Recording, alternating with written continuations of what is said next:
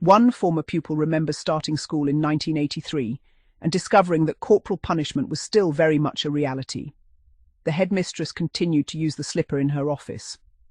For parents as well as children, this could sometimes come as a surprise.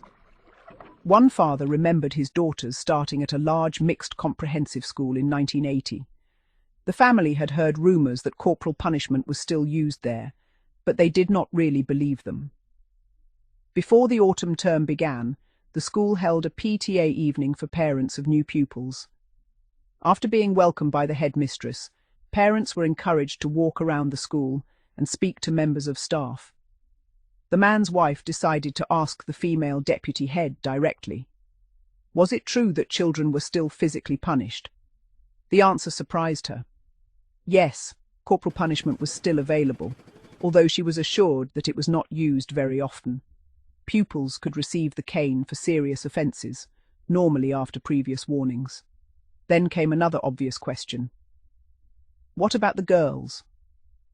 The deputy head explained that girls could also receive the cane, although in practice this was apparently extremely unusual and had not happened for some time.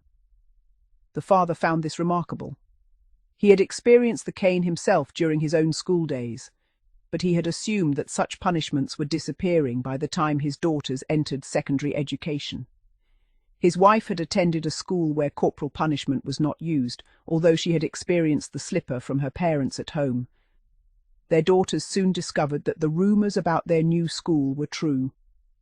A boy in their class was given 2 strokes of the cane after he and another boy were caught fighting in the playground and sent to the headmistress. For children entering secondary school in 1980, it must have seemed a strange mixture of old and new. Britain was entering the age of home computers, electronic games, and rapidly changing fashions. Yet behind the headmistress's office door, a punishment associated with earlier generations could still be administered. Their daughters themselves were never physically punished and could not remember hearing of any girls receiving either the cane or slipper. That difference is important. By the 1980s, corporal punishment was no longer necessarily something every pupil expected to experience. In many schools, it had become something more distant, talked about in corridors, occasionally witnessed and greatly feared, but increasingly reserved for a relatively small number of serious incidents. Nevertheless, the cane was still there.